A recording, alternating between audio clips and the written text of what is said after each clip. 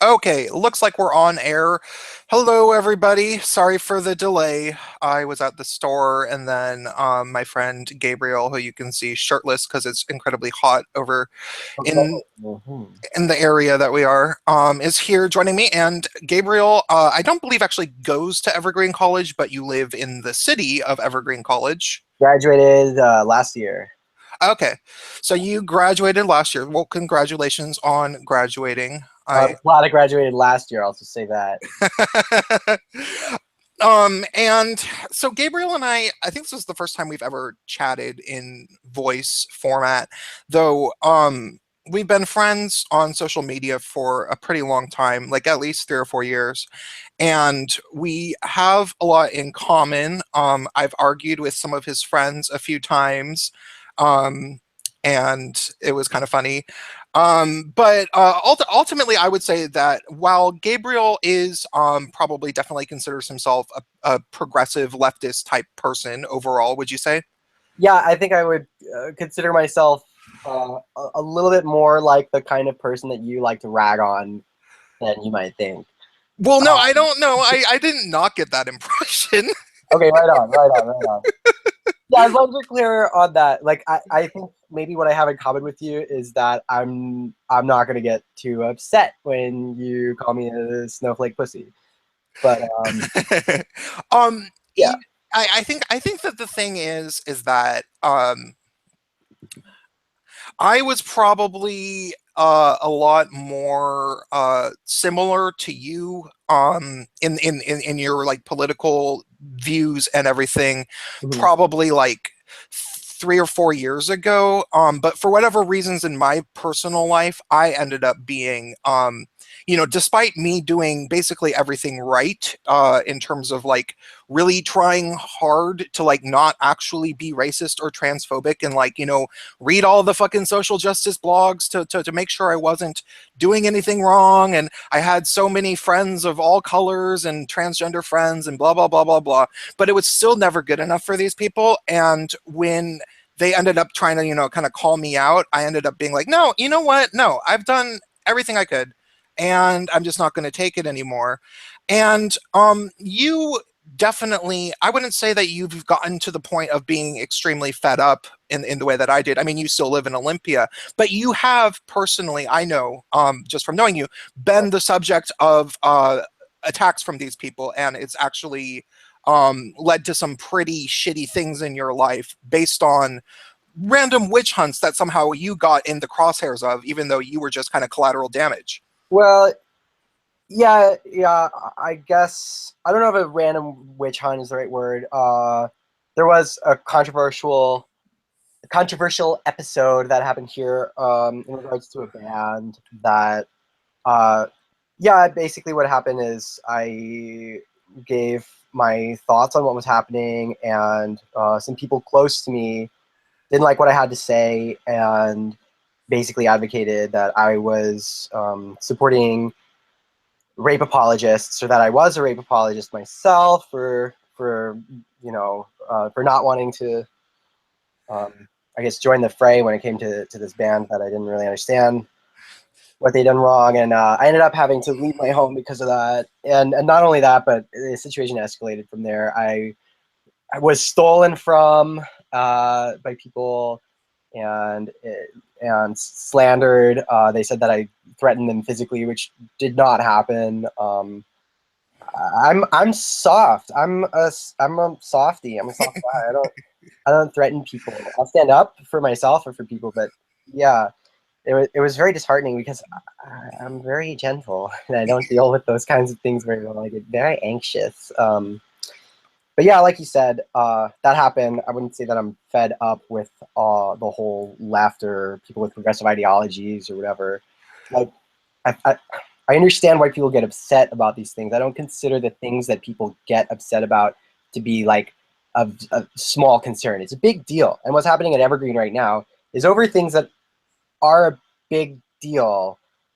So I'll just say that, like, I don't want to downplay what people are upset about, in fact. And Oh, yeah, I'll kick it back. okay. Well, so I wanted to give a little intro of like my understanding of the situation, and then I would like you to say your understanding, your opinions, because I don't I'm sure you probably have I don't want to say necessarily researched it more, but you have probably more testimonials of immediate people in your life who have stronger opinions, whereas I'm just observing it from afar on the internet. Yeah. So if anybody's unfamiliar with this story, there's some sort of a tradition going on Evergreen that where one day a year all of the racial minorities on Evergreen decide to leave, and everybody talks about everybody who's at the college who stays, who's white, ends up spending the day um focused on talking about racism and race and white supremacy and such subjects and everything, which to me I don't really have an opinion on that. Really, I don't think that that's necessarily a bad thing if the people who are racial minorities who in Evergreen if anybody doesn't know, Evergreen is in Olympia, Washington, and that's about, I don't know, an hour and a half away from Washington, Seattle. Less than that. You can get there in under an hour if it's early enough in the day. Okay, so yeah, it's far enough away from the Seattle area, and that uh, it's a pretty white city. Like it's a very white city overall. So I would say it's levels of liberalism or leftist, far leftist that would be comparable to Berkeley, California, just because of the extreme political views of Evergreen students in general. And except for it's way more white of a city in general, because Berkeley is, right next to Oakland, California. It literally borders Oakland, California, which is one of the most racially diverse cities in the nation. So Olympia is kind of like a radical version of in a comparable way, except for almost everybody's white.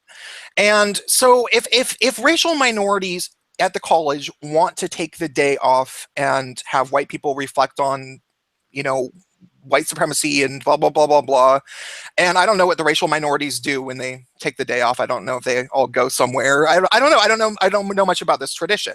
However, I don't think that that is necessarily a non-constructive act if people agree upon it, and like if productive conversations happen, fine. That's great. Whatever. I don't have a problem with that.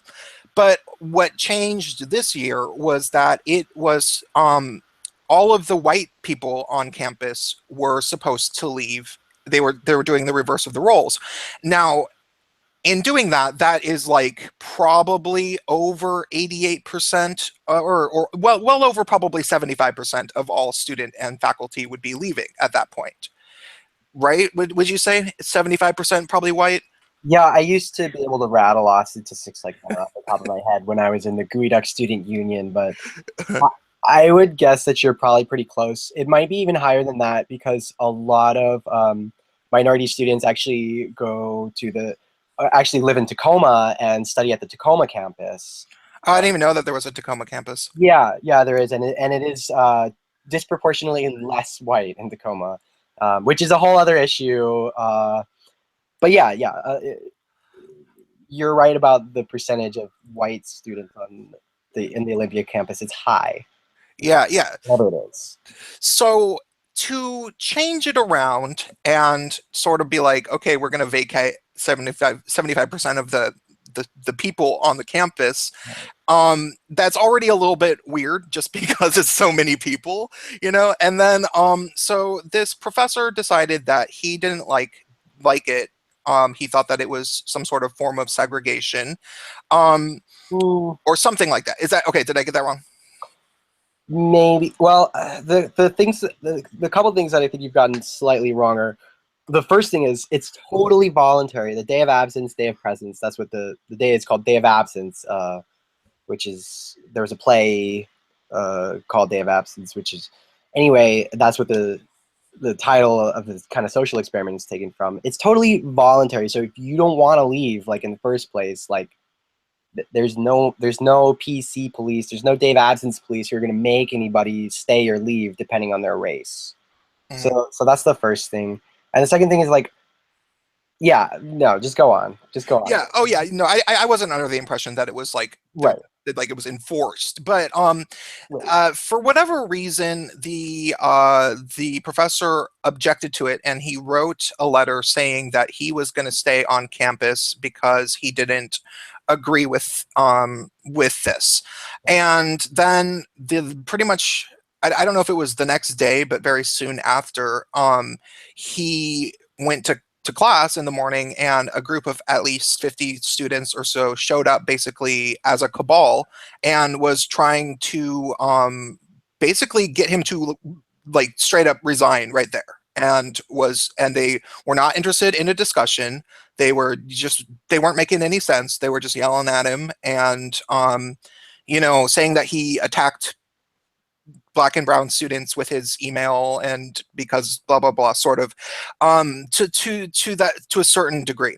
And now I am not saying that there isn't a person who decided that his letter was offensive and had a good reason for that, and that was well, that there wasn't a person that wasn't well articulated and had a good motivation for like saying like why they were opposed to him. But there were definitely a lot of students who were not, who were probably just hearing it through the grapevine and just wanted to go on a SJW witch hunt. They're like, oh, they did it at Yale and the person resigned. Let's get this guy to resign. It'll be fun.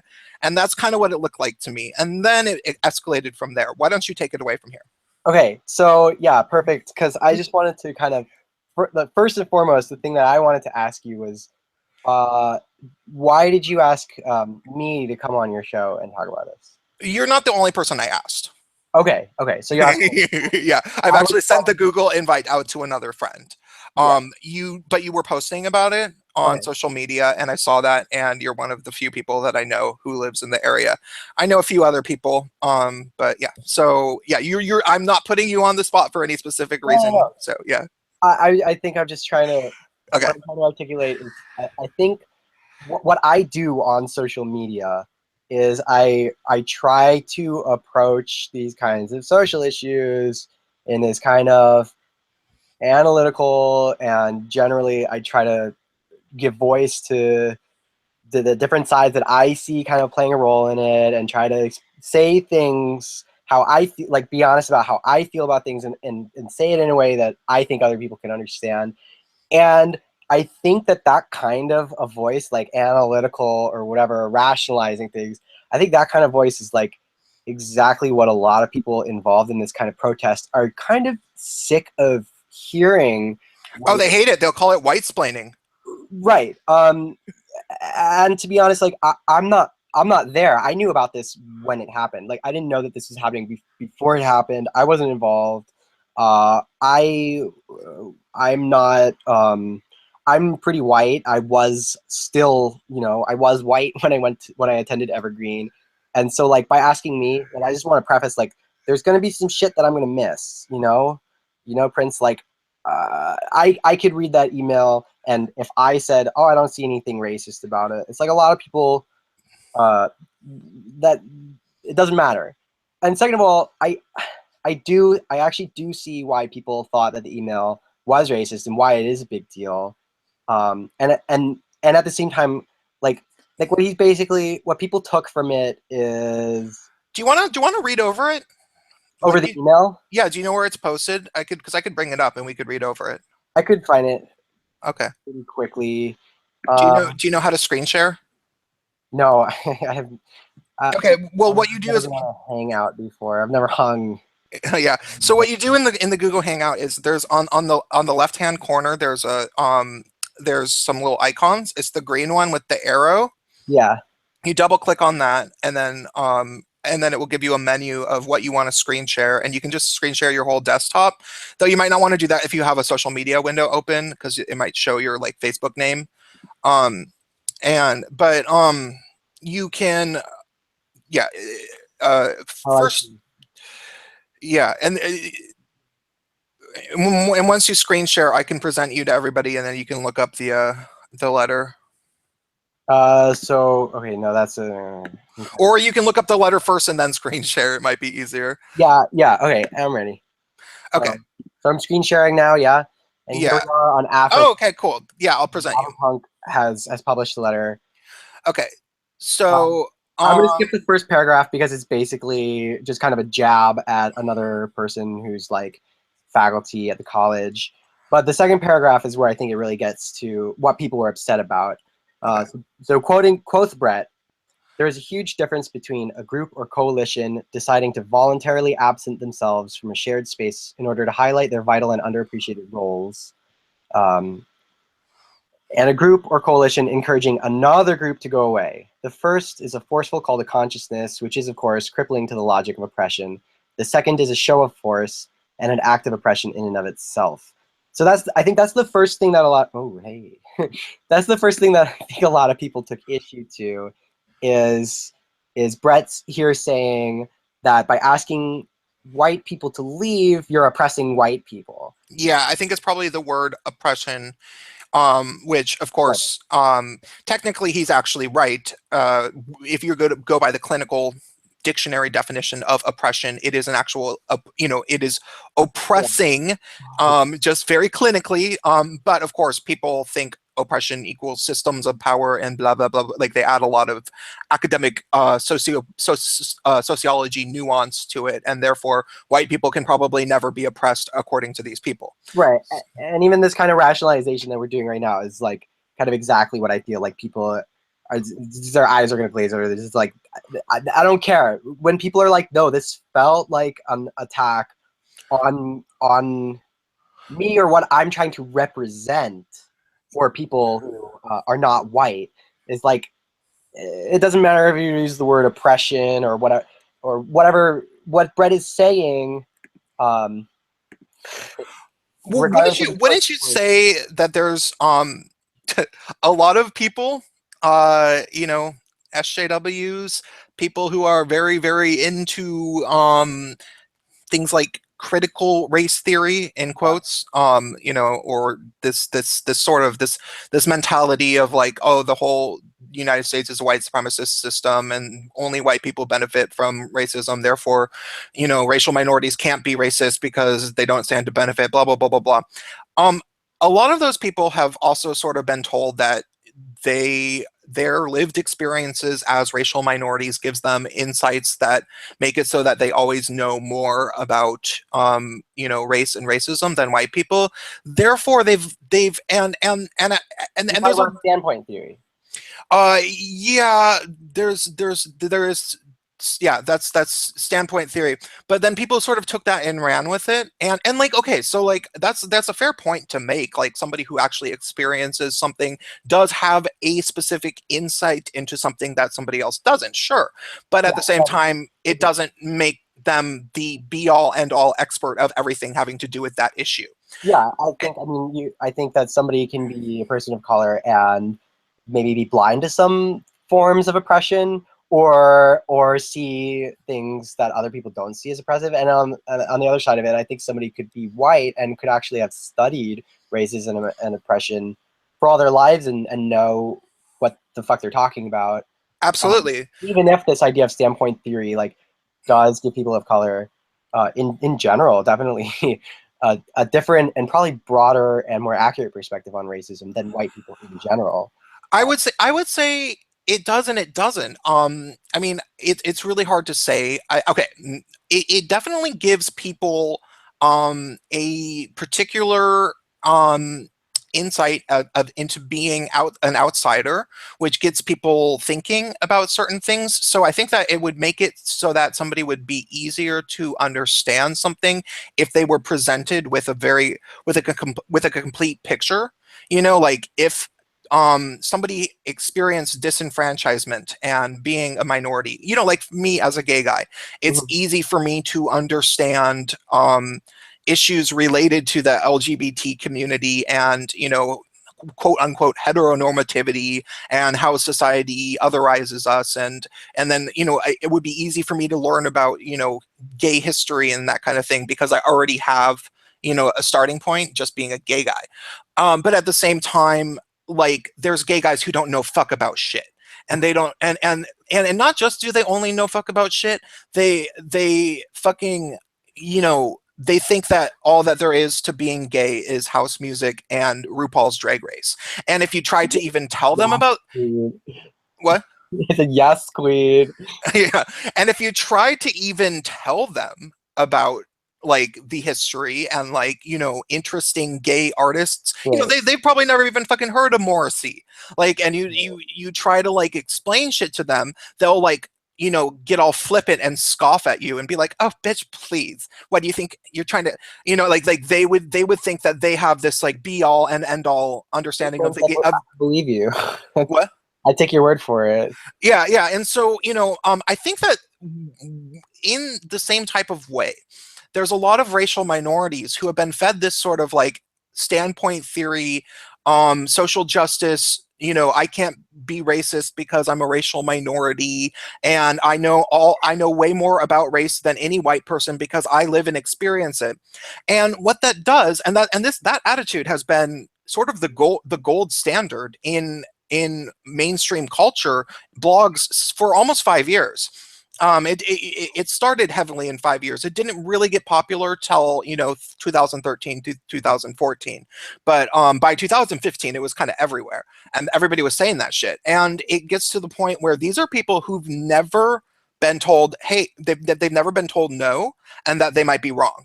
They've never been told, hey, just because you're a racial minority does not mean that you're always right when you have a disagreement with a white person about race.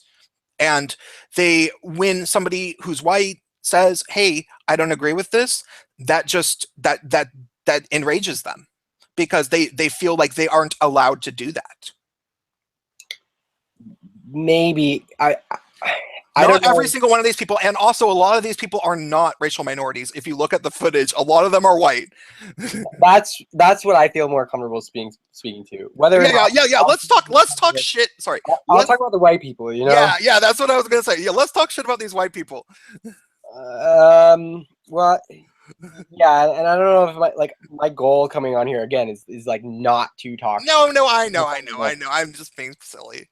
And that like I don't know if I was actually just talking on the phone with somebody else before I went on your show, and the thing that like really I believe is true and that I said to this person is like the ideas and the issues that people are upset about are really big and they're really important, and that a lot of people, when they look at the situation from outside and they look at this email that Brett wrote, they don't see it as a big deal.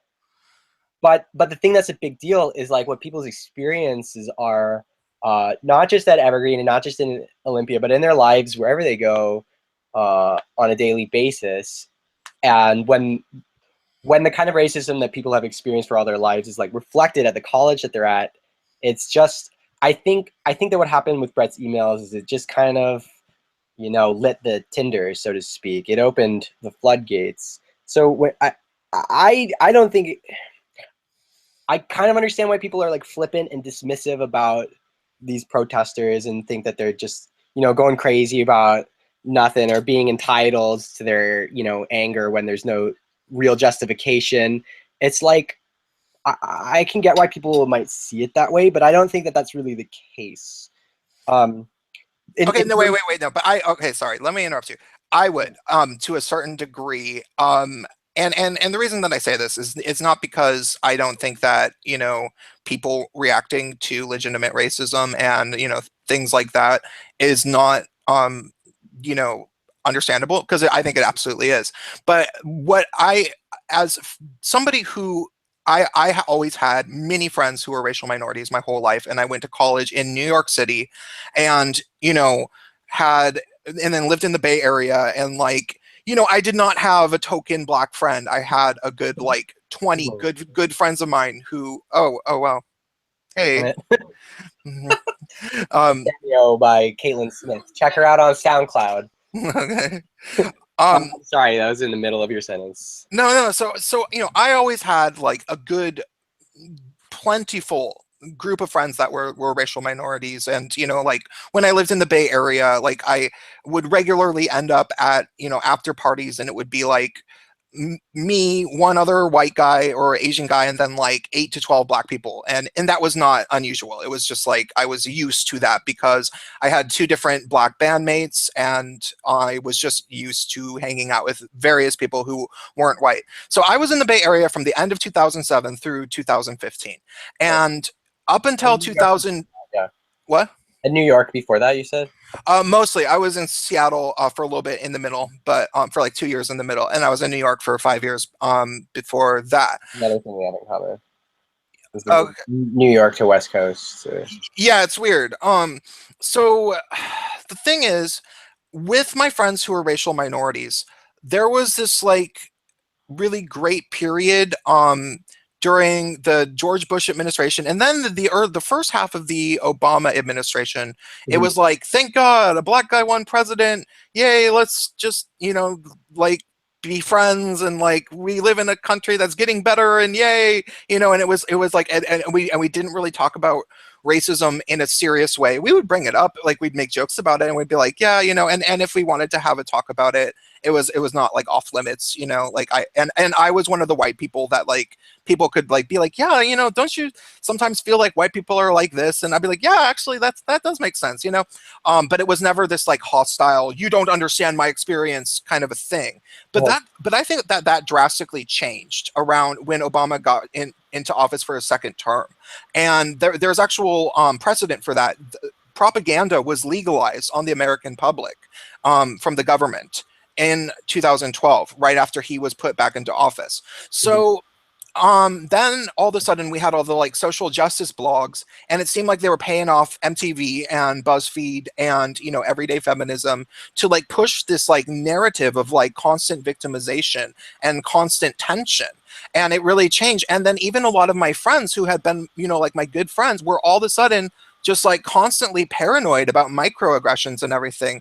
So when people say, oh, these people are overreacting, I look back to the days when my friends who were racial minorities, where we were able to talk about race, but it was still like chill. I, And I still do talk about race. Like I do talk about race, and I think like it is often chill. Like I I think what you are saying, that you're like thinking might be propaganda on these kind of social justice publications and blogs and stuff. Other people might see that as just kind of a natural progression of the internet, of people who didn't have the ability to put their voice out, learning how to do that and being yeah, able that's what people to on say, a massive scale. Right, right. but it's not true. Uh, No, yeah, no, it's no, that's definitely not true, because we know that, because the things that are like the BuzzFeed videos that are all like, oh, stuff that white people say all the time, and all those like MTV things, they're wildly unpopular. Like, if you go on YouTube and actually like look at the ratings, they're just like horribly unpopular, and then the response videos are like drastically more popular. And yet Facebook promotes the BuzzFeed videos and the MTV stuff in the algorithms and puts it up so that people are seeing it more often. And so it's very well known that the public like doesn't respond well to this. And there's like dozens and dozens and dozens of black people, for example. You can look at Tyler Preston, some black guy, Tree of Logic. These are all YouTube personalities that are wildly popular. My friend, your boy Pat, he's a black guy on YouTube that I talk to all the time, and they're coming out against all this stuff, and they're like, no, this is not helping. And a lot of that stuff, somehow it never makes it into the mainstream. Like, it's very organized the way this stuff is. And that's why I say it's probably propaganda. I mean, I don't know. I haven't seen the check yeah, coming directly from the DNC to BuzzFeed or whatever, but it makes sense. But but if it was propaganda and if it was a conspiracy, you wouldn't see that check. absolutely. But, So but yeah, I mean, I'm just gonna neither agree nor disagree on that. it's okay. You don't I have to will have an say official stance on it. I will say that yeah, I know what you're talking about, just in terms of that explosion of that kind of media happening around a certain point of time, and really coloring the way that people approach these kinds of conversations in a pretty drastic way. And that's the thing that I wanted to say about a lot of uh, a lot of the white folks who engage in these kinds of protests sometimes, or people who aren't engaged in the protest, but just maybe don't know what to say. And I think it is because it's like I think a lot of people do like don't want to also be labeled as racist for saying a certain thing or for not holding space in the right way or whatever it is. So yeah, like but again, like I'm not an Evergreen student right now, and so I don't know what it looked like. I don't know how these people got together. I don't know what the Did you conversation watch the was. footage? Yeah, I watched the Okay. footage, but I don't know what the premise that they assembled under was. Like I don't know what the organizing looked like. You know what I mean? I don't know. I'm sure they probably did read the email and like probably had a lot of conversation about it and what they wanted their demands to be and all that and what what the no, I don't think it was just like, hey, mean professor, bad racist, and white people were just like, oh yeah, well, a black person said it, so it must be true. Maybe there's a little bit of that, but like again, I think that kind of downplays the fact that like yeah, even at a place like Evergreen, black students are gonna. I've seen it going to Evergreen. There people who are usually not students like are on campus and do target black students there violently and aggressively, and it does happen. And there's Yeah, because this is I will admit I have heard about like white supremacist organizations and stuff in Olympia, Washington, because Olympia is a very white place, yeah. and outside of Seattle, Tacoma, which are the bigger cities that are pretty close to each other, um, Washington State is very white and kind of rednecky, kind of hick in a lot of ways. So. Yeah. Well, and beyond that, there are just these other forms of racism that do happen, and I think also because it's so predominantly white that even people who like mean really well and like are up on all the hip lingo and read all the cool blogs and shit, but they don't actually like they didn't grow up around non-white people, and so there's this kind of it's like this magical entity and it's tokenizing and it's Yeah, dehumanizing in another way. And I think that is something that happens perhaps more than like neo-Nazis actually going and trying to beat someone up or whatever. And I think that when Brett kind of came out, it was kind of, I think it was, besides a couple of things that he said specifically in the email, really what it was is that people of color were like, we're organizing this event, the Day of Absence event, right? And said, we want to do it in a different way this year. And his first reaction was kind of like, well, that's not legit and that's oppressive and that's bad. And like, here, I will say this. I totally see what Brett's point was. I totally see it. Uh, but if I were a student at Evergreen and that was proposed that like, maybe white people should leave and, non-white students should have class on campus and talk about this or that, I would have fucking stayed home. It's like, it's no big deal. It's like one day out of the year. It's a social experiment. It's meant to, make people think about race in a certain way. It's not reflective of how the campus treats race, and for Brett to treat it as this oppressive thing that was happening, I think is a little bit blind. And I think when people saw that and took it that way, it just kind of erupted this powder keg of what people have been feeling and going through, like totally legitimately, and culminated in maybe some in a messy or unorganized. I don't think strategically the protest was very good. I'll say that as well. But but I won't say that they're wrong for doing it. I was going to say, in general, if I were him Mhm. and I, shared his views, which to a certain degree I do. It's not like I, really study the memo that they sent out to all the white professors and blah blah blah. But I see his point, like what you're saying. I would have said this. I would have said I am going to choose to participate in this walkout, but this is my letter about why I think that it is potentially divisive, and I'm not positive that it's constructive. But I Yeah. understand the purpose of it, and I'm going to respect it because it's just one day. But I hope that maybe after this day that we can all come together and have a more productive discussion about it. However, another thing is it's like, judging from how they responded, it uh, I have to wonder, was he at his last what's the word, on his last, on his wits end? It almost looked like maybe that this is something that had been a culmination of other things, of students being unreasonable and a lot of animosity on campus, and it was his boiling point as an individual. Yeah, actually, that is exactly the case. There is another set of emails that I'm gonna screen share. Or Okay. actually, I don't think I will because it's really poorly formatted on the page. I can just do it. Is there a way like I can shoot a link on here? You can put it into the chat if you, yeah. Yeah. You, So you can put it in the side chat, and I'll share it with the chat on. Um, some more emails of Brett's around similar issues. But so the other thing that was happening is there's a new president at the school who has been trying to implement some policy changes, basically with the goal of supporting equity.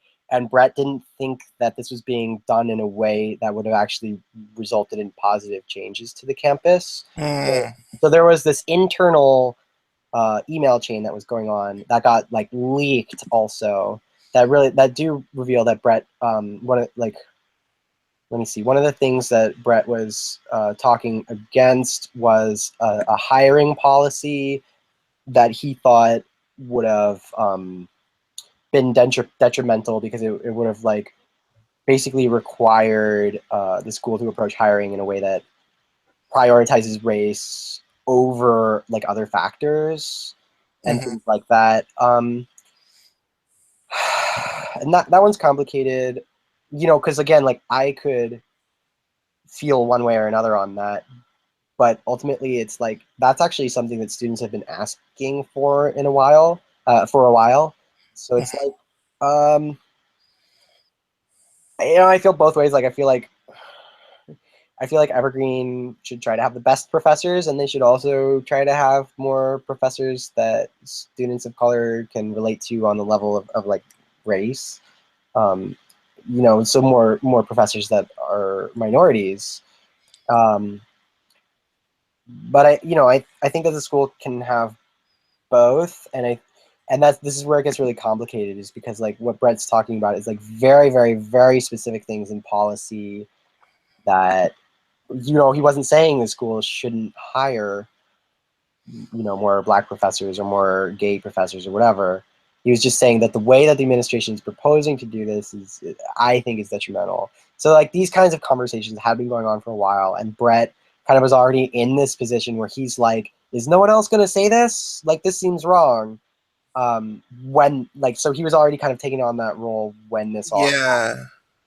um, And that can be a really shitty role to be in, because all the people who might have totally agreed with him and like would have, like, when you start being that person, you noticed from knowing me on social media for years that I have a habit of being that person. There's a yeah, reason why I made my YouTube channel. But I've been like that my entire life. Like, I'm one of those people that, I would be the kid that would have been like, the emperor's wearing no clothing, like that was just sort of my personality. But when you start doing that, other people, they get to let you do it for them. So like, let's say that they totally agree with you, but they're like, oh, well, I'm glad he's saying this, but like, I'm not going to pipe up because he's piping up, and that can be really shitty. And then the other people come to attack, and then other people start trying to be like, well, I see what some of your points are, but you could maybe now that you're say, being attacked, it's like I'm gonna step back. Yeah. yeah. Or they start tone policing and being like, well, you know what, you're making some good points, but you're not saying it in a very constructive manner, and then that just derails the discussion anyway. Right. When it's like, what we really need is more people to like put themselves on the line with their opinions. And because if somebody ends up being like that one person, then they get outnumbered, and then they get flustered, and then of course they make mistakes. Yeah. Um, and that definitely happened, and Brett definitely made mistakes. Because I mean, he went on Fox News after all this happened. I don't know if Yeah, you. you were talking about that. What are your feeling thoughts about that? I definitely thought it was kind of weird. It's because yeah, then it looks like he's trying to rally the troops. Right, right. And whether or not that's what he means to do, it's going to do that. Uh, here's what, like, Oh, okay, and this is where I'm just gonna insert real quick. yeah, He's not fucking stupid. no, He knows what he's doing. yeah. So So what is it like? What the fuck does that mean? And one of the things, and this, like, I'll be that Emperor has no clothes guy for a second here, which I don't really want to do all the time, e- especially in these kinds of situations where I'm like I could be like, I agree with the general demands of the protest, but there's this one thing that I have to say I don't like. You know, sometimes, and this is something that I've learned, uh, not only through age but also through getting my ass kicked by for speaking up about little things like that that ultimately are maybe inconsequential. Is like sometimes it's just kind of fucking inconsequential, and you don't really need to say, because it's like, you can pick your battles. It's like, I don't need to be the guy that says like, well, your tone wasn't quite right when you like confronted Brett on this, or like this demand isn't realistic, or it's not my movement, so I don't need to micromanage like what people are doing here. But that being said, that But being, you are on my channel, and there's 52 people yeah, watching. right on. Hey, 52 people. So that all being said, what Brett did by going on Fox, I think it's pretty unforgivable, and I think it has subjected students at Evergreen to being targeted by the kinds of people who fucking watch Fox. But I think like a lot of my friends on Facebook are really saying like, Brett did this and he's endangering students. He cares more about his career than the safety of students and blah blah, and he shouldn't have done that. And there were students who were being doxxed by far right people on Reddit Wait, but okay, before Brett ever went on Fox. Probably, but I but would assume, because the story was published on Afropunk, and that's national. So there was already negative attention. but they were already but his students were already being doxxed because they were still showing up to his classes, and his students were being called white supremacists and being doxxed. Yeah, yeah, yeah, yeah, yeah. But by people who don't own Probably by Antifa motherfuckers, and those motherfuckers are violent. I you know, the Antifa in this town are pretty cool. I don't know what they're like in Berkeley or in New York. I've seen some shit, but like, yeah, they're pretty cool in Oli. I don't think they're not going after Brett's students. Like, I think that was just kind of hypervigilance on the part of some of the protesters. Like, Okay, Brett, well, ultimately, if you're from, if we're gonna play it like that, ultimately, then the alt right people are pretty cool, and they're not gonna come after anybody actually either, because these people don't like when people get doxxed. Nobody comes and like does anything. They don't come and like fight them. Yeah, maybe there's rallies where both sides gather, and it's you like might what. be right. You might. Um, I hope you're right. I'll say that also. and when I say that the alt right is cool, I'm not pledging any sort of allegiance. I'm just No, saying you're that devil's I'm just advocate. saying that usually when there's violence, it's coming from fucking Antifa, and the only times there's ever been violence in return has been a response where they're meeting up because they expect violence from Antifa. And if you want to fucking watch videos about that, I can show you videos about that all day. And Yeah, that's something that I will stand by. But regardless, doxing is bad either way, and it was happening from both sides. And but I'll say like I think that some students saying to other students, like not publicly on like a Reddit forum, but like just to other students that they know, like, hey, this is a person who like stood up for Brett, like maybe you don't want to hang out with them or something. I think that's qualitatively different than, I saw a post from this morning that was like Northwest Proud Boys like saying, hey, check out what's going on at Evergreen. Like, anyone want to meet up for sparring practice? Like shit like that. uh, That that understandably makes students, and not just students, but just like minority people in Olympia nervous. And for all that you said, like nothing really happens, and if it does happen, it's the Antifa doing it. It's like that's not really true. Well, okay, no, that is true, but it does not mean it's going to stay What? true. No, it does not mean it's going to That stay might be true true. at a Milo rally, or No, that might be true. That might be. I think I would say that that's the vast majority of the violence in the past has been instigated by the left, but I'm not counting on that staying true. no. There's a lot No, of no, violence that's instigated just by like fucking angry white dudes stabbing oh well, people. no, there, yeah, no, there's that, there's definitely that, and then there's also random incidents of black guys just beating the crap out of a white guy for fun, sure, but ultimately, when we're talking about the political violence of right now, as the alt right versus the Antifa, this kind of thing, in which I take no side. I wish it was just not happening. It looks to me like I'm watching West Side Story, and I'm like, what the fuck? But the if you actually look into it, it is almost unanimously the Antifa that starts it. No, it is. No, No, I can show you. No, I can show you footage all day. not I not in don't. the bars in downtown Olympia. That's not in the bars here every weekend, where Mm.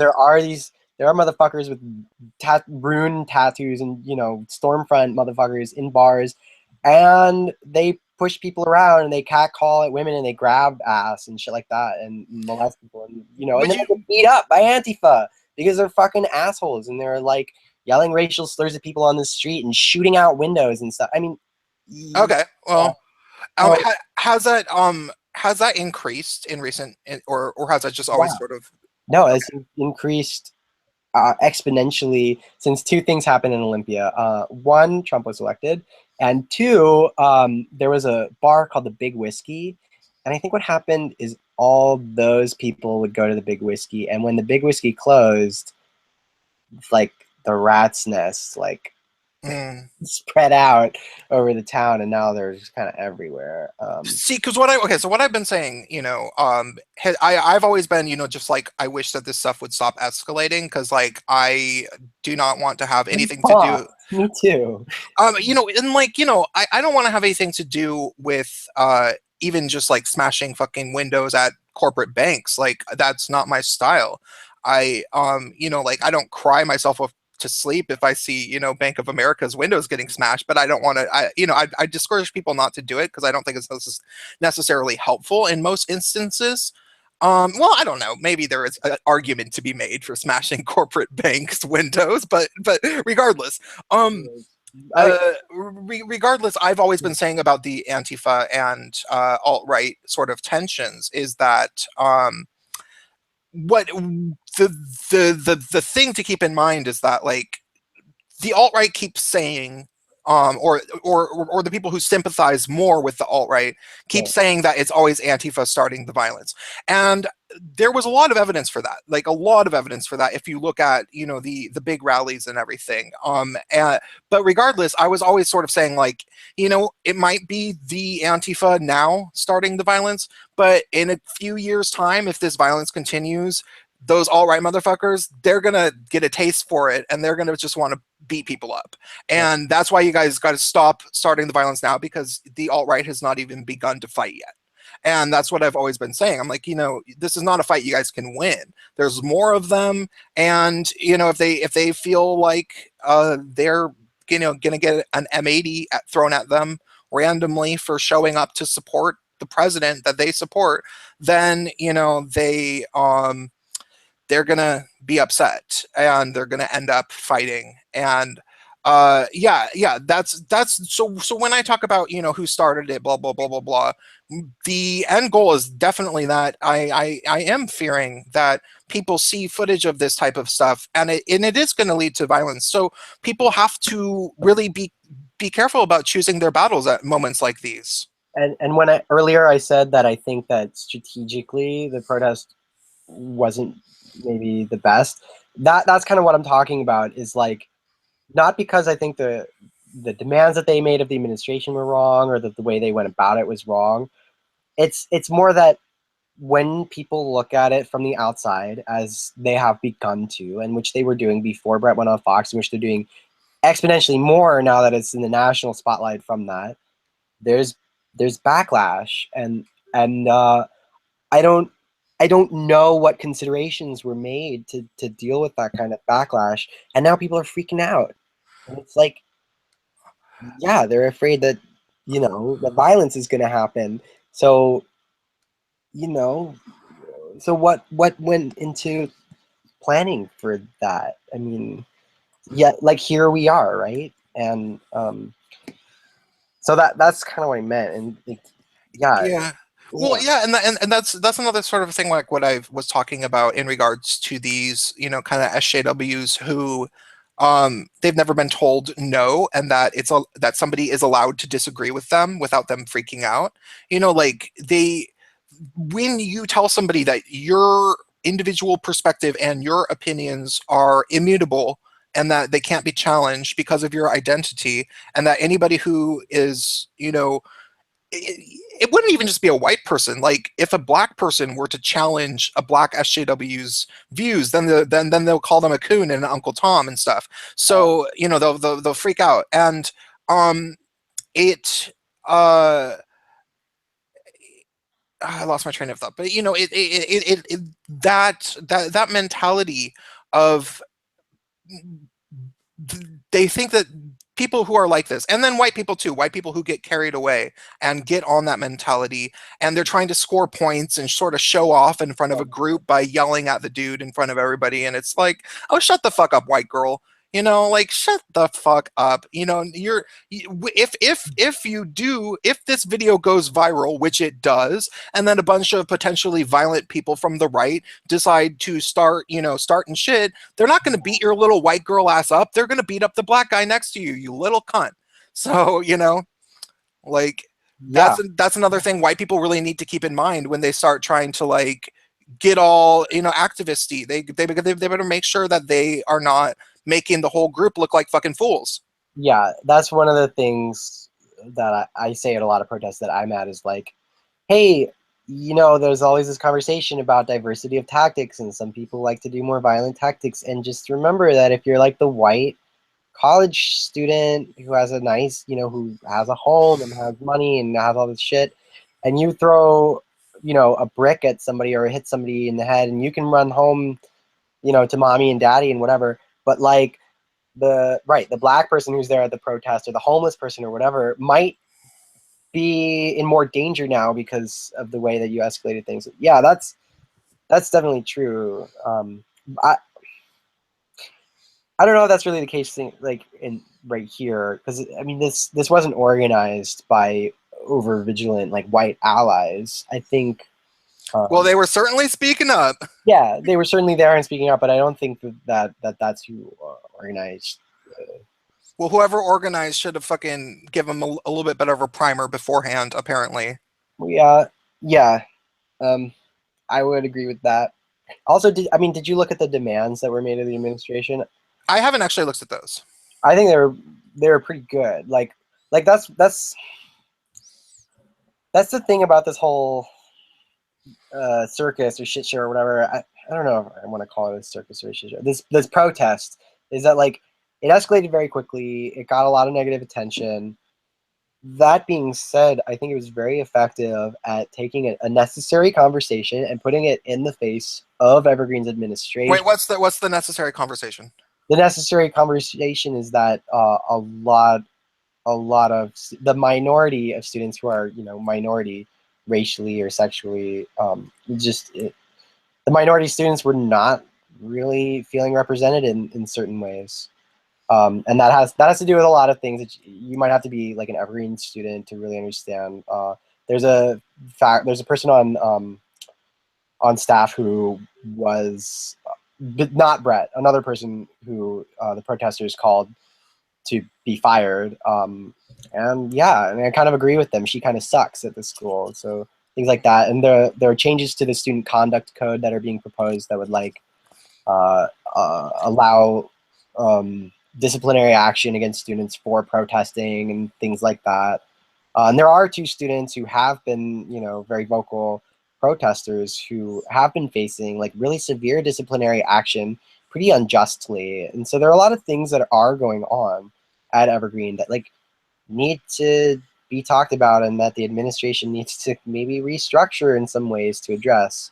And now that conversation is happening because of these protests. So it's like I was on student government and I always felt like, yeah, students should do what they can to have more power at the school. And, you know, And a lot has been happening. Careful what you wish for. Well, No, yeah, I'm joking around. yeah. It's like how does that ultimately take shape? Is important, and I think that there have been some hurdles in terms of this protest that I hope everyone's considering, like how to get around. But that being said, it's like I think it is overall positive that the conversation is reaching like the administration where it needs to. Well, I don't. Okay, so this is sort of my take about is this positive or not. I'm worried about this one in particular because, and and I have to say, I don't know if I thought this thought specifically, but I might damn well have. I've very much been following the trends of the SJW developments and everything in general. Just because I was sort of in that culture, in that what. Oh, there's a mosquito. Oh, I'm sorry, and I'm presenting to you. I should stop presenting you. Um, so I you know, being in the Bay Area when the SJW sort of movement really kicked into gear in 2012, 2013, I very much paid very, very close attention to it. And you know that because I would post about it all the time, even before I had my YouTube channel. And I was always being like, I would talk about things in a critical way. I would talk about Black Lives Matter protests and be like, yeah, and give like a critical like is pros and cons kind of a take on a specific protest, doing that kind of thing. And then eventually I just got attacked over and over again, basically for being a white person with having any opinions at all. And I was like, this has to be coming from somewhere. This is not just like sort of happening organically. This is weird. And I knew that it was going to culminate more so. So when the Yale protest happened, do you remember the Yale thing in late 2015 at Halloween? I did maybe. Okay, it was a big deal. It was this girl, uh she ended up yelling at a professor, and she was like, this is not about creating an this is not about creating an intellectual space. This is about creating a home here. Do you understand that? You should step down. Uh, And that clip went viral, and it turned out that I don't remember that. okay, so this was sort of the canary in the coal mine, kind of shot heard around the world for this kind of thing happening. Um, what happened was there was a professor and his wife, who's also a professor, and they had uh, the school administration decided to make a list of rules for Halloween costumes, basically, and they sort of said what were acceptable Halloween costumes and what weren't, and they sent out some sort of memo to all the students. And some students who must have been into free speech and that kind of thing approached I don't remember if they're called this, maybe like the alma mater or something. I don't remember Latin because I don't speak Latin, but these were the professors who actually lived on campus and were responsible for all the dorms and dorm lives, like they were the head of all of it, how it worked. And some students said, hey, it's kind of weird that they're telling us how to have Halloween costumes. Like, it just seems really authoritarian, and it's kind of bizarre. Like, I don't know. It just makes me feel like I'm on I'm in a place where I'm walking on eggshells, where I thought that I was going to come to this, whatever the fuck they said. And so this woman, she wrote an email out, and she sent it out to every student on campus and the dean. And of course, this was Yale, so the professors are very, very smart people. And it was a great email. It was a wonderful email. If you read it, it reads beautifully. Like, she's just like, yeah, it sounds like I'm the person who's going to be enforcing these rules. If students wear offensive Halloween costumes, I'm going to be the one making the decision about what to do about it. And now let's investigate the details of this. I'm sure that if a 6-year-old girl who was white wanted to dress up as Mulan, nobody would care. But would anybody care if it was an 18-year-old girl who was white that dressed up as Mulan? Would people say that that was a racist costume? Well, I don't want to be the person that makes that decision. And that was what the woman said. And she was like, I'm not saying to not offend each other or to be offensive. What I want is for students to have conversations with each other and to have a. Yeah, that sounds just kind of wishy-washy to me. Like, people who are white can dress up as Mulan and do it in a way that is not offensive. So it's like, I wouldn't necessarily want to make that decision either, but I don't put myself in a position to like take Yeah, disciplinary action or not against people. Like, you know, but let's say, let's say it was your job. yeah, then I would have, then I would have to do that. Well, then you would maybe want to write a letter that would be one of your, like, the type of thing that you post on social media that would be like, that would explain your position. And that's what she did. She wasn't even, this wasn't even like what this Brett guy did, where he was saying that he wasn't going to show up to this thing or blah blah blah. Yeah. What all she did was write an email just sort of bringing it up as a conversation topic, being like, hey, some students expressed that they thought that this was rather authoritarian, and I wanted to give my take on this because what I want is people to have conversations, and if something offends them, to talk to each other. And that was the basic point of her email. Students decided that made them feel unsafe. They claimed that they were like losing sleep, and it culminated in a demonstration where her husband met up, who's a professor, also met up with them on a lawn, and the students were screaming at him and saying it's not about, because he was saying, this is an intellectual space. This is open to ideas, and if these ideas freak you out so much, I don't know if I can really help you, basically. And the girl was like, it is not about creating an intellectual space. Do you understand that? It's about creating a home here. And it was just like this weird thing. And they ended up bullying these two professors until she resigned. They would not stop protesting. And all she did was send out an email. Like, she didn't even, like, there was no protest that she attacked. She was just sort of saying, hey, I'm in charge of this. I'm not. So once that happened, I remember thinking to myself, I wonder what happens when this kind of thing hits Evergreen. Because that was Yale, and I'm like, okay, well, that's fucking Connecticut, a bunch of rich kids. But like, what happens when this kind of thing hits the state schools that are a little bit cheaper to get into and are a little bit more radical? I don't know. And it's finally happened, at least in Evergreen, and then it culminated. And this is something that we haven't talked about on this stream, which is that it culminated into the point where students were apparently, I don't know if they were physically threatening him, but the cops seemed to think that they were, and they told him not to make that assessment when anybody's protesting anything. I would say, I think cops are looking for a reason to discern that, yeah, somebody is being threatened and I need to bludgeon somebody right now. That's kind of my opinion of cops. So, and at Evergreen, like, that's been the case. One of the other things that led to this protest was that two students were like dragged out of bed by the police for basically they had said shit to somebody online, and that the other party called the cops and said, oh, my life is being threatened. You need to get these like two, I don't know if they were black, but students of color. You need to like go and stop them because they're going to hurt me and I'm afraid for my life. And they like drag these kids out of bed at like midnight and like detain them for a few hours, which a lot of people, I think, rightfully thought was kind of an abuse of police jurisdiction on campus affairs. So it's like, yeah, I don't know. So, but it did look from the footage like this guy was, being like they weren't interested in the conversation. They made that very, very clear. They wanted him to resign, and they were showing up en masse. Like there was a lot of them, and it seemed that their message was my way or the highway.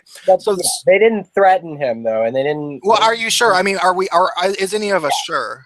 No, but you're not sure though, because he said as much. The professor has said as much. He said, I did not feel threatened by this, and I didn't think that I was in danger. And the cops later came, and And Where was that said? on his Facebook. On Uh, his Facebook. yeah. At one point, though, I mean, like when was that said? Like, I mean, was I, that but was that before or after he decided to go on Fox News that he before, said that? I yeah. mean, just to keep this in mind, and I'm saying this, I don't know that much about the story. Like, I have not. When I ask for these specifics, I do that for a very, because I'm trying to be thorough, because I do a YouTube channel that people do actually watch. I don't want to put out wrong information to the world. But when we say, oh, he didn't feel threatened, well, at which point did he not feel threatened? We have to be very specific about that, because I mean, it takes a lot for a fucking Bernie Sanders supporter to end up on Fox News. Yeah, that's true. But I don't know. I don't think he felt threatened, and I don't think that he was actually being threatened. And I think that's, important. That's an important detail, is that these protesters haven't hurt anybody. They haven't threatened to hurt anybody. Nobody's been attacked. Nothing has been like damaged. The school hasn't been burned down. Nothing like um, extremely radical in the sense of like damage or harm has been done. It's just that I would say that I think it's valid for somebody in Brett's shoes or one of his students to feel threatened by what's going on. And people do feel threatened when people are like shouting, and so yeah, so that happened, and it like can feel, that's fine if it feels unsafe to somebody like that. That's a thing, but I don't think it was unsafe. I don't think that anybody's livelihood or physical well-being was really being threatened here at any point. Yeah, I guess the thing is, looking at the way that the YouTube sphere is handling it, and the way that the footage is getting around, and the way that people are describing it, they're relating it to all of the stuff that's happened at places like Berkeley and Right. and that kind of shit, and they're thinking, oh shit, No, they never reached those proportions. Evergreen's a much smaller school. yeah, I will. I'm not saying it's not, but people are saying, oh shit, it's happening again, and now there's a specific professor that is actually being targeted, and people are saying that the school administrations are catering to the protesters and basically letting them shut down the campus. Mm-hmm. They're catering to their demands, and the police are not getting involved. Mm-hmm. And this is the escalation point where you know it used to, well, because on Berkeley that same kind of thing happened where the police weren't getting involved. Now granted, the Berkeley was extremely violent. It was very clear if you actually looked at that, and there was a pattern of violence, and there was actually an actual cult behind it. Do you know about BAM, the by any means necessary? Oh, not really. No, I have nothing to say on that. Nothing knowledgeable to say on that. Why? What were you gonna say? Did I get disconnected? Hello? Oh, sorry. I clicked on my thing. No, but have you heard of BAM? Yeah, no. No, you haven't heard of it at all. Okay, so it's Yeah, basic. I have. I just have nothing really to say about it. Okay, well, it's a cult. It is actually a cult, and I don't mean like just kind of like a rigid ideology where people are kind of weird, and like I would call intersectional feminism kind of like a loose social cult in a certain way, to a certain degree. But no, BAM is actually like an actual cult. Like they more or less kidnap people. They trick young people, like teenagers who aren't even adults, into leaving home and moving to the Bay Area, like Oakland, Berkeley area, and living in houses with many different people. And then they basically they end up like stealing their IDs and their credit cards and all their money.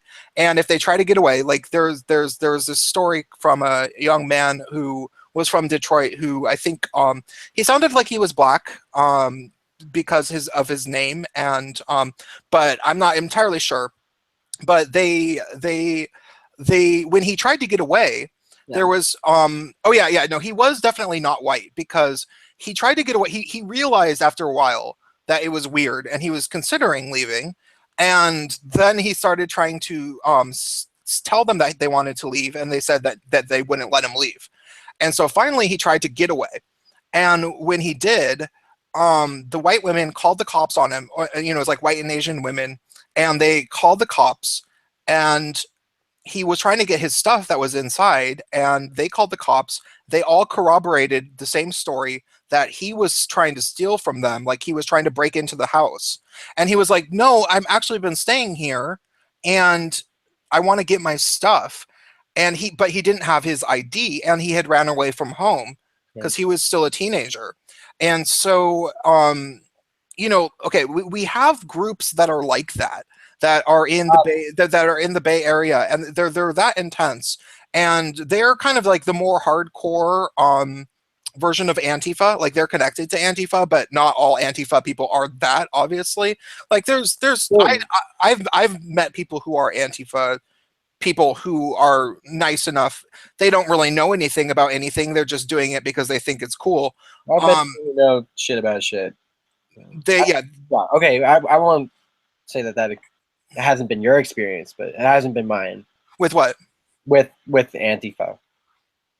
Oh, that you know I people don't that I don't discredit what they do in places like Olympia at all, at all. yeah, well, yeah, that's totally fine that you would say that. And no, and I've known people who are nice Antifa members who are not violent, you know, who like, I mean, I wouldn't say that I agree with them about anything, and it's not even that I agree with them. I wouldn't even say that they're informed enough about the things that they talk about to even have an opinion, and yet they talk about it anyway. And it's annoying, but they're not bad people. They're not doing anything really drastically wrong. But we do have this radicalized version of these people that are giving anybody that's at all similar to them nationwide a bad name. Like we have these BAM people who are actually in a cult, who are being held against their will, and they know that if they cross the leaders, they're going to get in deep trouble with the rest of the cult. These are the people that are setting off M80s and throwing them into the crowd in Berkeley at the free speech rallies, and that happens. Like, and M80 can kill someone. You know, like you can take a hand off pretty easily just by throwing it in the wrong direction. So that's happening. So when we have a political climate where people, you know, you live in Olympia, Mhm. but people don't know where the fuck Olympia is. Like to them, it's just Oregon, yeah. yeah. Olympia, Eugene, Oregon might as well be the same place.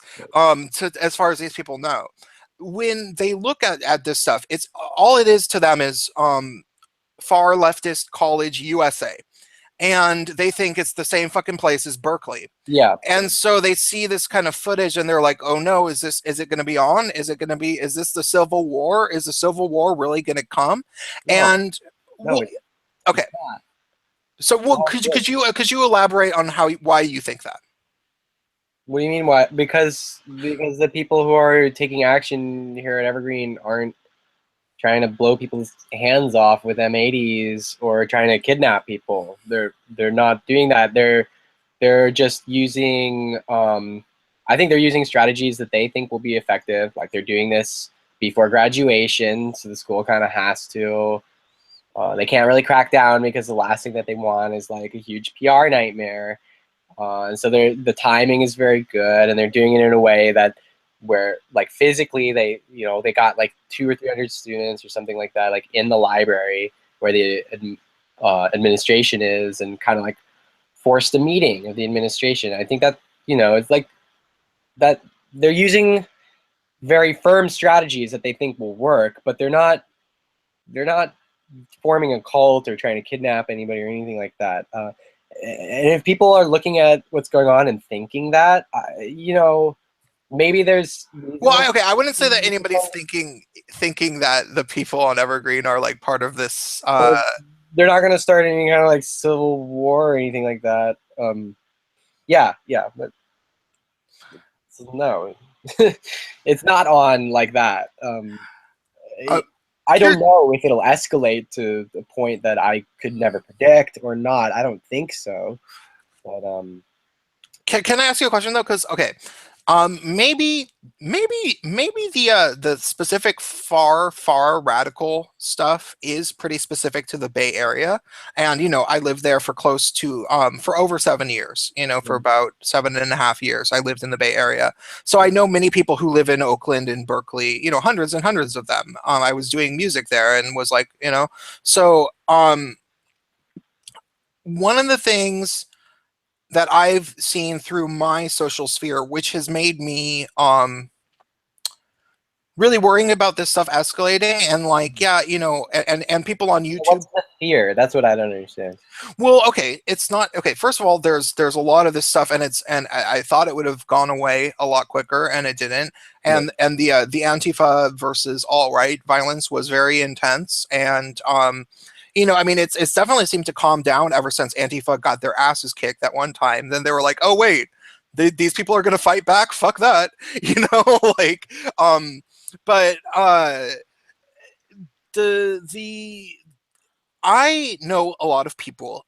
I've heard firsthand from people I actually know, and I'm talking like gay guys. I'm talking about radical fairies, like fucking hippie ass commune motherfucking gay guys talking on social media about how they're ready to fight the Civil War. Have you heard anybody talking that kind of shit? Because I have. I've heard that from a lot of people in the left, and I'm like telling them, like, you guys, I actually know right wing people. They'll kill you in Yeah. like they'll kill you in 3 hours. Like, you don't know how to shoot a gun. They've been shooting Yeah. guns their whole lives. That's what they do. Um, Like, yeah. Yeah. I guess I've heard people talking like that, or like, I don't know exactly in terms of like ready to fight a war, but I think most people are primarily concerned with just their self defense. I think a lot of people probably understand that if it came down to like guns in the street, that the left would be pretty inadequately prepared for that kind of a conflict. Or I hope people understand that. yeah. Well, we'd also hope that little 5'2" white girls wouldn't come and start yelling at the professor in the hallway, talking shit, telling him to resign. Yeah, but that's not the worst thing in the world, is it? No, it's not, but it's there. I think it exhibits a similar like overconfident attitude, like self-importance. Like, I can just do this and there's never going to be any consequences. And the left has had this, massive narcissism that it developed over the past 8 years. Like, I don't know if you ever saw those articles that said that there will never be another Republican president for the next 50 years. It's proven with mathematics and like shit like that. Did you ever see those type of articles? Uh, yeah, I mean, I remember how confident uh, my colleagues and I were that Hillary Clinton would certainly be the president of the United States by now. But yeah, I know what you're referring to. Yeah. So yeah, that's just, I don't know. It's just sort of the attitude. I don't know. De-escalation is the point. So hey, a friend of mine wanted to come on and maybe talk to you. He's somebody from more like red state area, but he's a really cool guy. Is that okay, or do you want to go? I don't mind. I'll probably go pretty soon after that, though. That's cool. I just want to take a few shots of whiskey, and Orange, you can come in. I'm going to send you the link. Cool. If he's anything like me, he'll take like 10 minutes to click on that link. Oh, he a lot of his social life revolves around Google Hangouts. Okay. I don't want to speak for him too much, but I've been in lots of. It's Well, Orange. he goes by Ichabod Orange. There he is. Ichabod Orange. I'm a YouTuber actually, so I'm pretty quick. Oh, well. I'm here with like 2 YouTubers. And Oh yeah, hang on, let me fix that. I have no idea what he wants to talk to you about, by the way. Like, I don't even know what he wants he to was say just to like, you. I want to take a shot at this this little fucking whatever. No, I don't know. I won't put words in your mouth. Yeah, but I won't bite. I don't bite. I don't shoot M80s.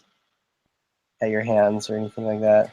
No, I think anybody watching this can tell that you're a reasonable person, which is like it's not Oh like God, I hope not. no, people are not looking at you thinking that you're one of them or something. Like no. Oh, that's the freaking And problem. no and my audience in general is I would say I definitely have. I mean, I have over 10,000 subscribers now, so that's like kind of a lot of people.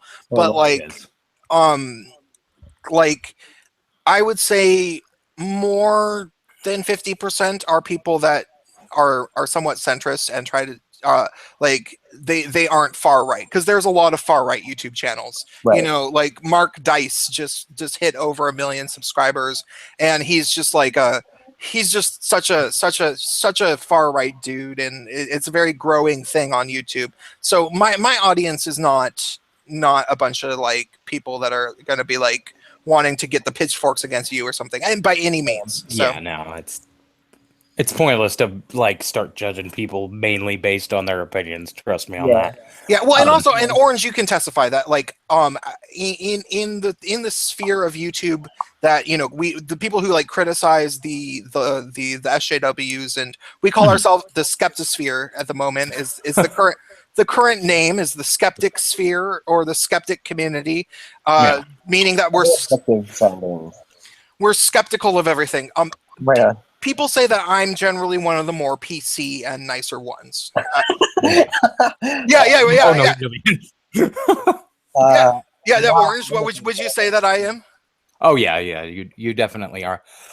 It's nice to meet you. I didn't really catch your name, but I see it now. I yeah. go by Ichabod, but Probably LMNOP. for pure pleasantries, my name's Zach. I live down in Kansas, How's but it?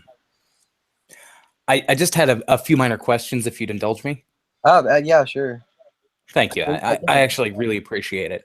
Um, like one of the problems that I've seen with like this behavior isn't necessarily specific to your area.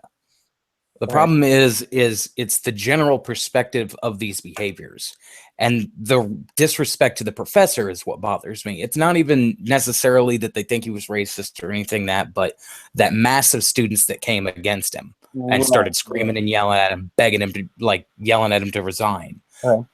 It's disrespect to the professor. He's spent a long time, I'm sure, getting his education and being qualified to teach his class. But so should these students face some sort of punishment for the behavior that they did, even if it's something so small as they have to wait an additional year to like graduate, or Well, that's not they have that's not That's exactly pretty small. big. like That's that. not small at all. Yeah, that's kind Well, of it's losing a semester of credits, but yes, it's a significant punishment. But I mean, they surrounded this poor guy.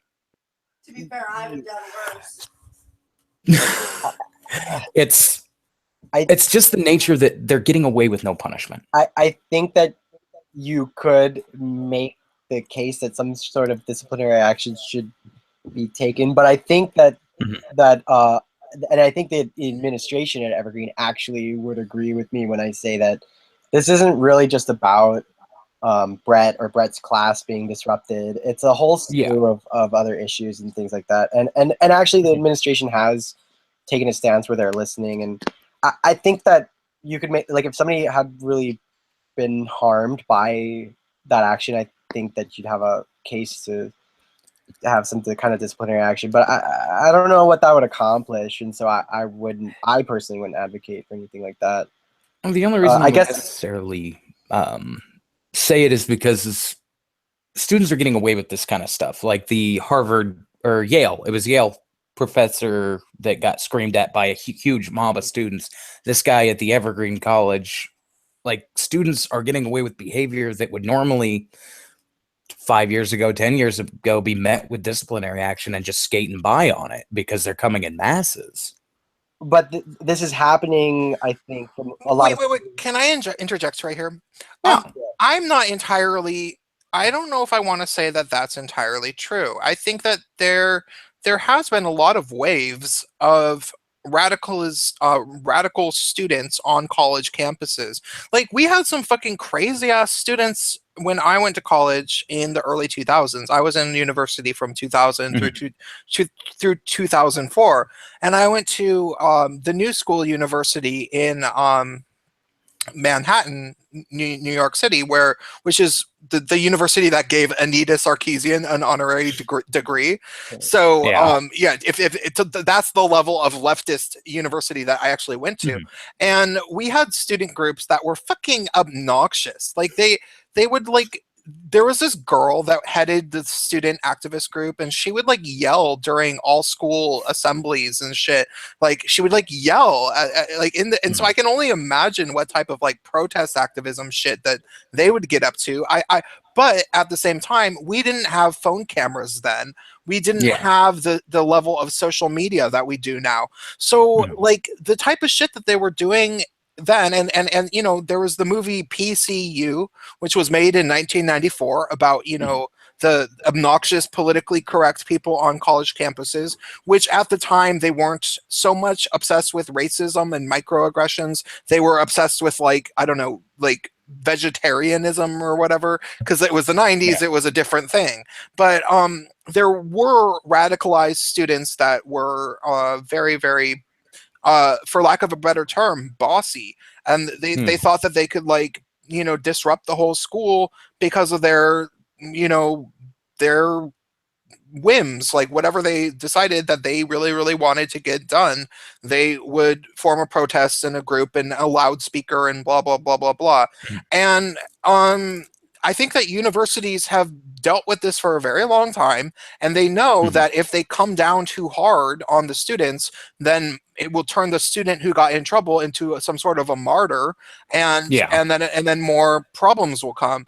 And especially in a place like Evergreen, what we're talking about. I mean, you've probably never been there because you've been to campus. Sorry, you live in Kansas. Yeah. But like I have been to Olympia, Washington, and I know Yeah. many people, personal friends, like good personal friends who went to Evergreen, and it's a Mhm. far leftist school. So they are dealing with an environment where this is they know what they're doing when they're dealing with their students and how they're Yeah. punishing them. Well, I'm just saying that there needs to be some sort of punishment. And it's not because they're protesting. It's because they are They're going breaking after this. a specific person. Well, and I mean, yeah, and they're breaking the student conduct code, and it's probably there are other Mhm. violations in terms of like fire safety and things like that. So yeah. Well, I didn't even think about But fire safety. Jesus. but I guess I'll ask with I'll answer your question with another question in the form of a very long-winded kind of progressive take on what I'm hearing, and so I think the charge is that they're being disruptive and they're going after this professor, and that it should be punished. But I think that assumes that like, so this using the word disruptive is like assuming that kind of the campus is operating in a way that's beneficial to all of its students, and that I don't know, to fucking, I hate that I'm about to say this, but that the status quo is like a-okay at Evergreen or whatever other campus, and that, you know, the students are making a stink just because they, you know, they want to and not because they really have to. And Mhm.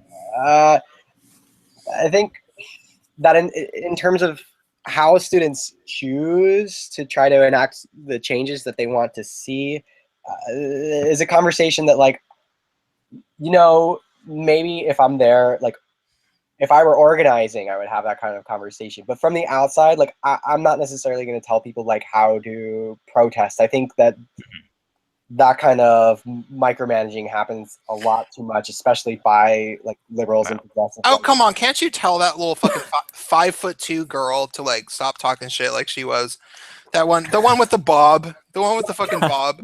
She's doing that because she thinks that that's going to work in order for No, she what doesn't. student No, she representatives. doesn't. She doesn't think Well, that. no. She thinks that she's gonna impress her peers and she's gonna be down with the black guys. That's Oh, Let's not make it racial, Prince. yeah. oh, Gee. I think it's too late for that. That's why I didn't. like, because I know that my friends are gonna be like Gabriel, like, why are you're not involved? No, no, no. Okay, yeah, no. I'm just, I'm being. Okay, I'm sorry. You wanted to speak about this. It's like, yeah, because I didn't want to like no, send no, my no. black friends on your show to like nonsense. But No, I that was a little bit for the audience to be you know, just to be a funny person. But no, there is, okay, like I don't think I can totally understand why a black person who goes to Evergreen College would have a bit of an axe to grind when it comes to racism and the faculty and the student body and all things like that. Absolutely. Absolutely. But when it's a little fucking little 5'2" hipster girl with what the fuck does that matter? who's white. No, because I've known so many people like that. I've known so many fucking white kids who overcompensate, who are trying to prove a point, and these aren't people like myself who are like white people who grew up like, okay, you know, like I'm somebody who has a long history of having a lot of black friends and always have. You know, these generally aren't that type of person. People like myself, we it's a little bit more like we don't go on a big Broadway show trying to prove how not racist we are. That's not how we do it. It's more like we have subtle cues that we talk to our black friends about to be like, hey, just so you know, I grew up in a black neighborhood. My middle school was 80% black. If you ever want to talk about race, you can trust me. That's how I talk to my black friends about things. I don't go in a fucking hallway trying to yell at some white professor, hoping that everybody thinks that I'm cool or something. And, you know, I mean, it does really seem like this performative gesture a lot of the time. And it's not just annoying. I mean, I could make the case that your YouTube show is an advanced form of sublimation as well. I mean, but I pump out a fucking video a day, and it's very analytical. Does it get you laid? No, absolutely not. It really doesn't. No. I don't have time. No, we are terrible people. No, I don't. Well, maybe it does because you got a girl in the background, dude. But to be fair, it took me a long time to get her, and it wasn't my YouTube channel that brought her over. Is that Minty over there? Yeah, that's her. Oh, I know her too. Yeah. But I think what you're trying to say, for instance, you question the sincerity of the this girl, not necessarily of the white girl. Yeah, because she has everything. She has everything to gain by doing this performative like action of yelling at the professor in the hallway in front of everybody, and like whoever you're seeing, I don't know if it's she has nothing to lose. Okay. She, as we already talked about earlier, and I don't know who this, maybe this is a nice girl, and maybe if I went and looked at this footage again, she might have been making a good point. But like I don't think she was. I think that she seemed really obnoxious. And she wasn't the only one. There was a few white kids that were like that. But you couldn't see them that well. But okay. So they were like that too. I mean, what? And some non-white kids that were like that, and some non-white kids who... Yeah, but okay, but if somebody is in an environment like Olympia, Washington, which Olympia, Washington is probably over 95% white total, and because it's just 85% white. Yeah, okay, but still 85% white. That's pretty white. Yeah, very white. It's majority white, is what he's trying to say. I mean, yeah, it's white to me. Yeah, well. Yeah, but you know, like the point that I'm making is that, you know, this a person who is white who goes on this performative gesture kind of acts a fool. She is or she or he, and there's a lot of white guys that do this too. They have everything to gain and very little to lose in most instances, which we were talking about earlier, you know, where like if there's a big protest and it turns violent, and then you know, a bunch of like white kids start breaking stuff and the cops come, it is more likely that, you know, yeah, and not even just the cops, or if now if the more militant members of the alt-right, which are joining up forces and putting on helmets, if they show up, they're probably, I mean, granted, they probably love beating the crap out of white guys with bandanas and all black, you know, like they probably love that. But still, they're not going to beat the crap out of some little 5'2" girl. They, you know, so I have no problem telling that little 5'2" white girl that she needs to fucking shut her goddamn mouth and learn about some shit, because she's going to get some people hurt eventually. I got two things to say about that. And the first one is that it's entirely possible that after that action, one of the non-white organizers might have gone to this little white girl and said, like, hey, you know, we are organizing this thing and you're white and we really don't want you like being so loud all the time. So that it's entirely possible that something like that was said, because a lot of people that's true. do feel that way, which is that like if you're white and you're part of an action for the benefit of like non-white students, that maybe you shouldn't be the one to talk so much. So that's number one. Agreed. And I've seen that. People do post that in social justice blogs that white people need to be responsible at activist organizations and make sure that they aren't putting other people in danger. That is something that you shouldn't try to represent non-white people. Yeah, those kinds of actions. Absolutely. They can make things. They can cause more harm to be directed towards non-white people, and they also maybe feel more entitled to use their voices more loudly, as a lot of progressives might say white people tend to do. So yeah, especially girls. Especially princes. Well, like the thing about this is I wouldn't even necessarily strictly the militarized side of the alt-right, even just the right, have been getting more and more bold with their opposition to the Antifa or the BAM people. And whereas what I was trying to get at earlier is where it's not necessarily in Olympia, it's another example that they can use to justify their violence. And any violence used against the other side can be met with equal violence with less judgment. It's like this this national sleeping giant is waking up, and man, fucking they're having way more kids, I'll tell you that. I mean, and the other thing that people underestimate, and this is something that I have talked about in a video, is that the right at this moment, the right is better at using the internet than the left by far. They are far more connected on YouTube, Twitter, and fucking 4chan. If you fucking cross the right and you piss the right off, you better fucking get a new address, motherfucker, because no, I know it. Well, that's actually what I'm trying to get at, is like the more of these examples that they have of like groups of students going against professors, or in general just the Antifa protests that do get violent. Because again, I know you said that Antifa aren't necessarily violent people, but we have so many examples at this point of it escalating to violence that it sort of galvanizes the right to come in with violence as well. And these examples get more and more prevalent because I mean, proper channels aren't really being followed. The protests aren't necessarily peaceful. They seem targeted. And that kind of leads into the issue where the right becomes more willing to resort to violence because, let's say, the punch a Nazi thing. Sure, Nazis are assholes. They're pricks. But you start using fists, then we got fists. And that's when Nazis it just becomes that. Nazis, right? Or just anyone who's afraid that they might be accused of being a Nazi. That you even just accused of being a Nazi, like even an actual Nazi, you can't just go and punch somebody in the face. That's if they are a Nazi.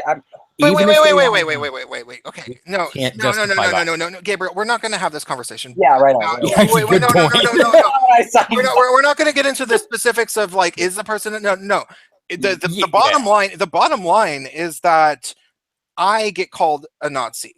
And I don't know if you've seen it or not, but it happens, and I will threaten to fight a motherfucker. Like, you don't threaten people. I maybe do sometimes, because if somebody tries to accuse me of some shit like that, I say, what the fuck you just say? Do you want to meet up? Do you want to meet up? Because I will not let that slide. Yeah, I've seen Like, yeah, no, because there's certain things that, like, that I don't like bullies. I don't like people who try to other people and, like, potentially call for violence. And I don't think that anybody should tolerate that. I think that it's a very serious allegation to start trying to, like, it's not just that people try to call people Nazis. People try to call people that are alt-right Nazis. And it's not just that people try to call the alt-right Nazi, but what does the alt-right really mean?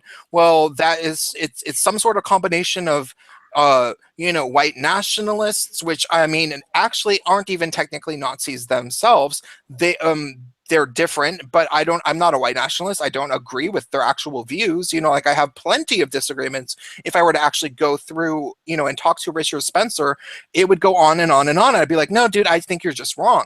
But then I get accused of being grouped into the same category as Richard Spencer because I advocate because I advocate for the gender specific issues of men and boys, which has nothing to do with race. One of the big points that I always bring up is that fucking black men suffer so much in this country by every actual tangible metric. If you actually go by the numbers, they suffer far more than black women. They are more unemployed, way more incarcerated, way bigger victims of violent crime, way more likely to be falsely convicted of a crime that they didn't commit.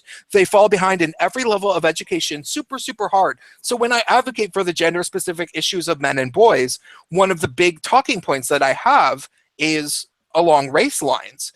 And so for someone to call me a white nationalist for advocating for men and boys issues, and then say that all white nationalists are Nazis, and then say that it's okay to punch a Nazi, that is drawing a very, very broad brushstroke, and I am very against that. And so I think that that's one thing that you have to be sort of, like, when you look at people who've actively okay, you are critical of the left, but you're also still very much in the thick of it, like you are, and that's fine. Like, I think you're a really nice guy, and you do a really good job of being, in the belly of the beast, and also being critical and not allowing yourself to be silenced. I commend you for that, and that's why I had you on this stream.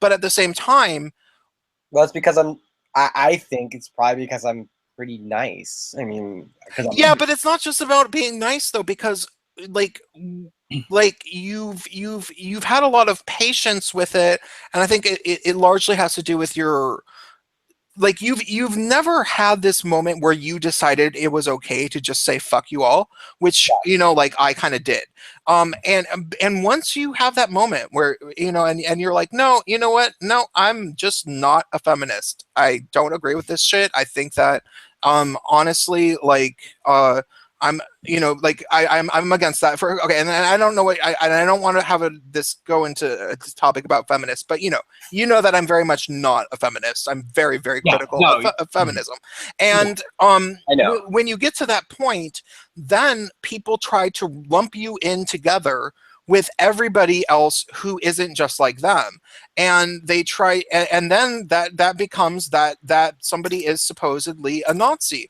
and so it's like, all I have to do is advocate for male issues, and people are calling me a Nazi.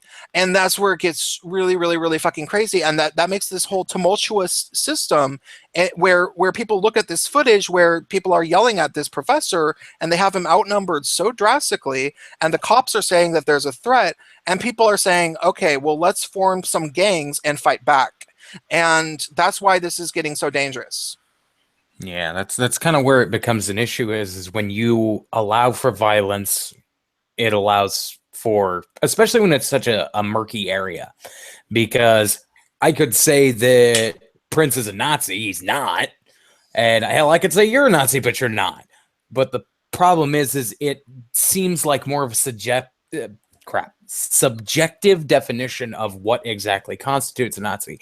But even if they were jackbooted thugs wearing swastikas, you can't just punch them. You can't just like straight up knock a dude out. And it's not necessarily because he is not a bad person. It's violence is not acceptable. Well, yeah, it's also because he'll go to his fucking house and get his gun. He'll carry his gun around. Next time you punch him, he'll fucking shoot your ass. Yeah, but that's kind of where it is. Is like you start that line, and then violence becomes acceptable because they're now defending themselves. I think violence has been acceptable in the United States of America since its inception. I think. Well, let me just say, I was talking to a white nationalist the other day. No, you weren't. Yeah, no, I was. To be fair, I talk to him all the time, but I'm not pleasant. Friends with a while ago who had one of those "fuck you all" moments and came out the other side of fucking white nationalists. So he actually went all the way over. I would say so. I mean, he said some pretty egregious things, but one of the things he said is like when he had this moment, he asked me like, haven't you noticed that the left has some kind of fascist kind of tendencies? And you know what I said is, yeah, everyone does. That's why fascism works. And what fascism is like one of the things you have to do is kind of compartmentalize where violence is acceptable and where it's not. And I think that in the United States of America, it's like we have as a people, we have accepted violence in a lot of ways, in a lot of areas of our lives. It's regulated to like on television, or it's in football, or it's in this war, or the police can do it, or whatever. Oh, football does not count. Oh, to be fair, football kind of counts. Do you remember the XFL? Those guys have TBIs. That's not a laughing matter. Well, the thing of it is that sports is a contest, but there's medical standby. It's not directed violence, it's contest.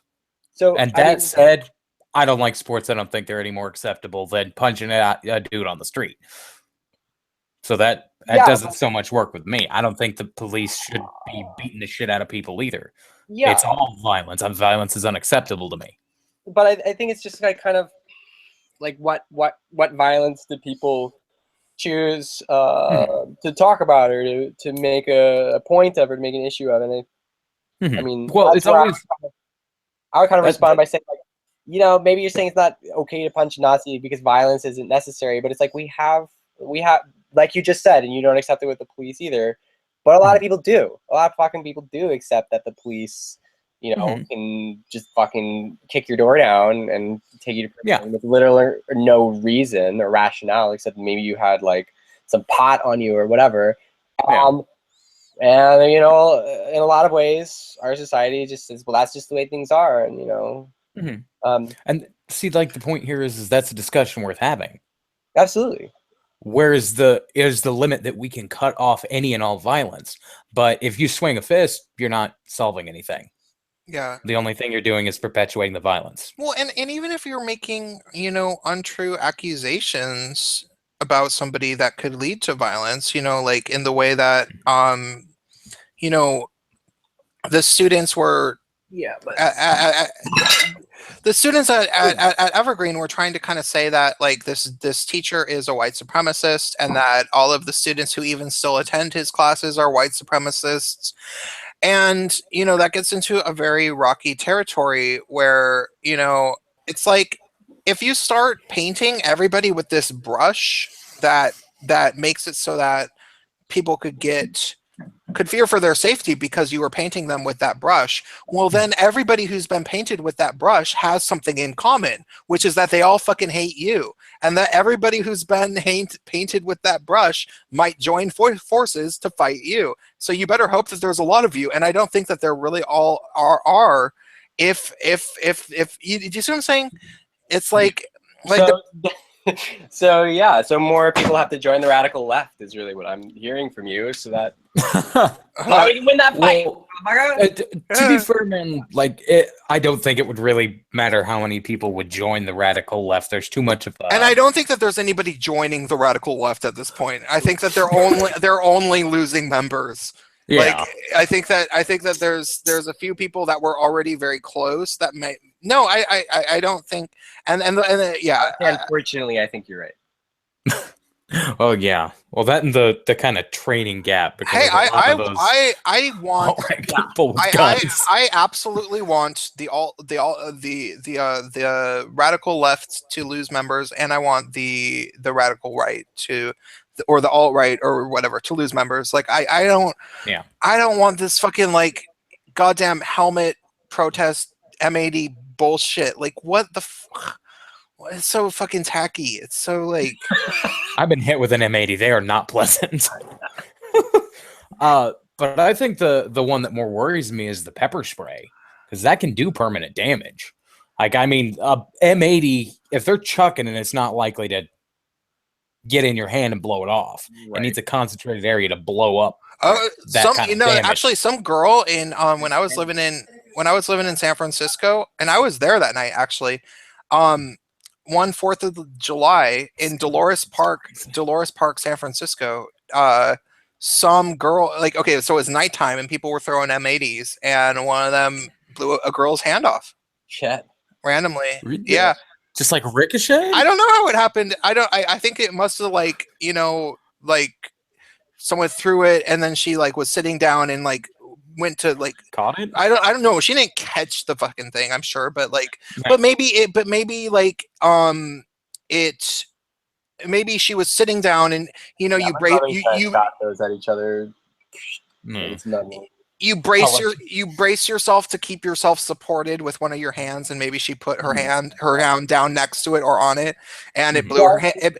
But no, Yeah. but like no, it was a thing because there You was can punch someone and they hit the pavement wrong and they're dead. I mean, Yeah. Well, that's why I say violence isn't acceptable because somebody can freaking die from that, and then that's the shot heard around the And world. not only that, but I would agree with you that that doesn't really help the cause, so to speak.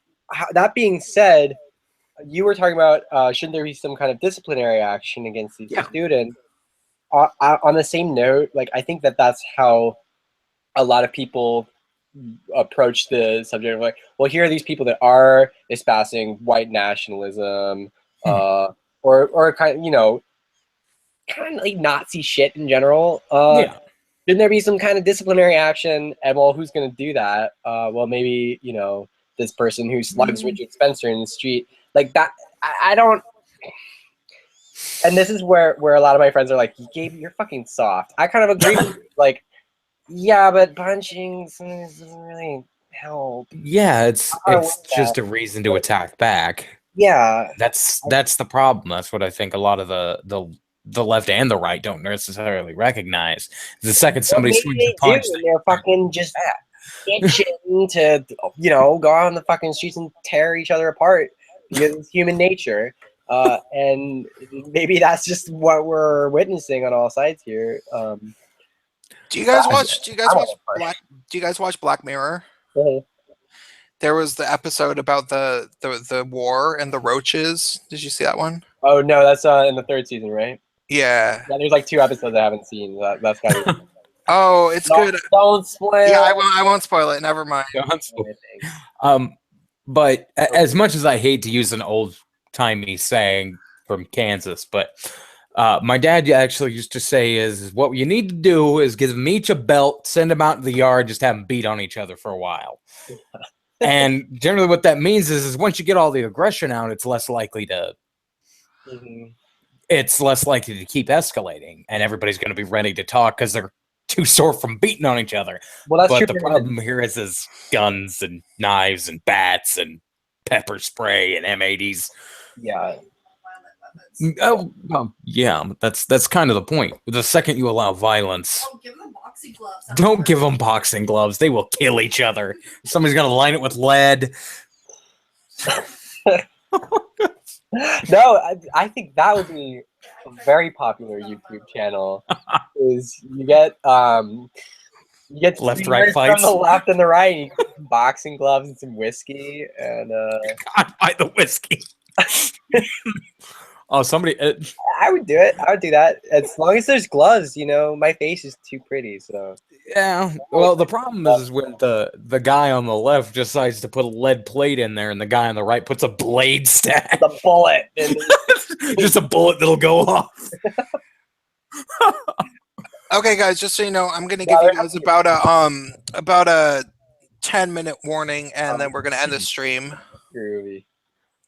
Well, like I think I've kind of said what I need to. So if you want to take over, Prince, feel free, man. No, I mean, I think we've mostly like decompressed about the subject. I think what Yeah. the biggest thing that we've learned from this stream is that for people, you know, viewers and people who aren't living in a college town or aren't living in a major leftist urban center, or maybe even people who are, is that there's this gigantic nationwide perception of places like far leftist areas, that they're these like fucking crazy war zones where the inmates are ruling the asylum, and if somebody decides something's racist, they can get, you know, a mob of people to come after somebody and try to like ruin them, and the cops won't fucking do anything about it, and you can shut down a whole university, and that person might be under threat of physical violence and blah blah blah. That's what people think. Well, that's what But Brett's saying, and I don't think that that's right. I don't think that that's true. The cops aren't stepping in because the president of the college said, "Don't step in because I don't want a PR nightmare." Because but Yeah. but in it's more complicated. fairness, It's not like wait, but in fairness, if just because the fucking president said that, yeah, that doesn't mean that that was a rational decision, because the fucking mayor in Berkeley allowed the fucking gang war between Antifa and the alt-right repeatedly, you know, because he told the cops to stand down, and we have that's that what on the like LAPD have done with actual gang wars. You know, what. that's how Oof. the LAPD has handled actual gang wars. Yeah, well, Decades. yeah, okay, They just but left. well, yeah, well, I mean, I'm not saying that that's a good thing either, but at the same time, like we know that at the Berkeley protest violence actions that happened, that there were numerous groups of people showing up for violence, you know, some of them armed, and they took some of the arms away, Yeah. mostly from one side, but people were engaging in armed combat, and the cops weren't doing shit, and they were told not to do shit. Yeah. So we do know that these things are happening, and they were completely enabled by the mayor. The mayor gave the orders because he has ties to Antifa and BAM. So we do know that. So when people look at this situation and the head of the university is letting this go on, people are very quick to draw conspiracy theory lines and think, oh, is he one of them? Is he one of the weird agents? Is the university president part of the, Well, you they're know, wrong. Fuck them. You know? but you don't know that, because I mean, it would be very easy to say a year ago that the mayor of Berkeley is not in bed with this weird, creepy, like George Soros funded cult or whatever, like, you know, but then it turns out that maybe he really is. And these things do escalate, and they get really, really creepy, and it turns out that these people are actually in Berkeley abducting kids, like fucking teenagers, like young, poor black men from Detroit, convincing them to move in and then basically be their muscle in their protests, and then stealing their IDs and their credit cards, and then lying about them, saying that they were trying to steal from the house when they try to get away. So like, these things have actually gone that far in that type of situation. So when people are paranoid about this stuff, they are right to be paranoid about it, but at the same time, you know, maybe it is just happening in Berkeley. Maybe the only really creepy stuff is in Berkeley, and when we look at Olympia, it's just an overreaction because people are creeped out. Well, But I'm hearing what you're saying, yeah, and I think it's a good point. And I can actually reflect on shit that like I've been paranoid about, or that my friends have been paranoid about, which also is like, you know, if the cops come and maybe they're just gonna go trigger happy and shoot someone just for being black, and you know, is that paranoia always well founded? Not necessarily, but then again, there are like KKK members who are police, and there are police who are involved in like child porn rings and shit like that, and so it's like, yeah. So I think I understand what you're saying, and that kind of paranoia is well founded on all sides of the political spectrum, just because we live in fucking crazy times. Which is why I appreciate that you're having us come on your show and just like talk about it, as opposed to having us go out and knock down, drag out, fight in the street. I think that as Brett, the professor said, I want a dialectic. Is what I want. I want it. I don't want it. This was not a debate. This was a dialectic. It's simplified. It's I want to have a talk. I don't want to have a fight. Yeah.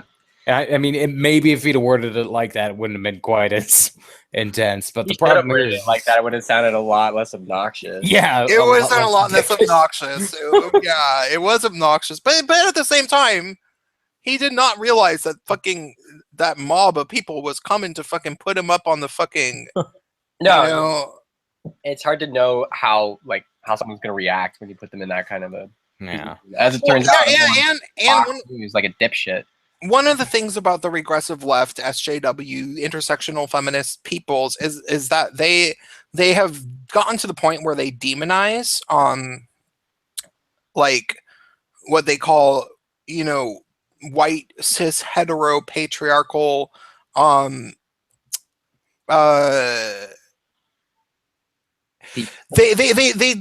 demonize big words coming from white men. Like if a white man starts using big words, they hate that. Like they're like, that's just you exerting patriarchal classism over us and trying to confuse us with your white splaining or something, and that's like kind of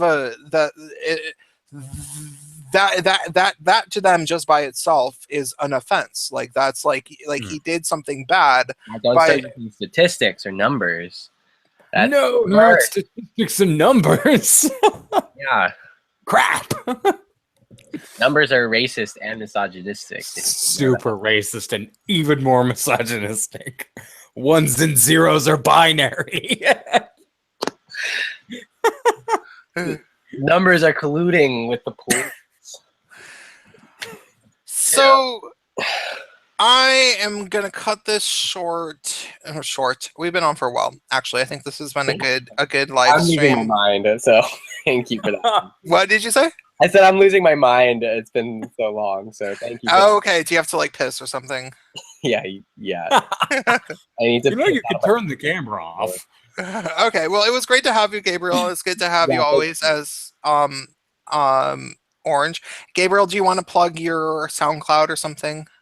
Yeah, I'll just plug my band. We're called Fruit Juice, and we're pretty good. So Are you on like SoundCloud or Bandcamp? We're on Bandcamp. It's fruitjuice.bandcamp.com. We have an album coming out July 28th. And glammy. We all wear makeup and get on stage. We have a lot of energy and we're fun. But you're like not actually gay, right? Oh, no. Actually gay. Does that mean I can't wear makeup? No, see, because I'm trying to clarify to my audience because I was looking at the chat and they think you're cute. So I have kissed a boy. So shut the fuck up. You're one of those fucking. We know all about you. We know all about you. I like the attention. So, as a side note, you might try like if you just decide to start doing like merchandise, you got to try Rage On. It's a pretty good store. Like you can make custom merchandise on there, and they order it from the Rage On, and then you get a profit of it. Nice. So you don't have to print them yourself. Do some underwear. I could pre-wear all of. Oh God, underwear. Oh, I have underwear for my channel that says "Eat a Dick." On your show, Prince. Here. Wait, what? Subscriber. Say it again. You're 10,000 subscriber. We'll get the underwear that I wore. I already have 10,000 subscribers. 11,000. Oh, 11,000. Well, maybe more like 25,000. But Cool. Well, I'll check that out if you check my band out. Fruit Juice. Fruit Juice. Okay. Well, good to chat with you guys. Good luck in Olympia, and say hi to Minty for me. Okay. Princess, hi.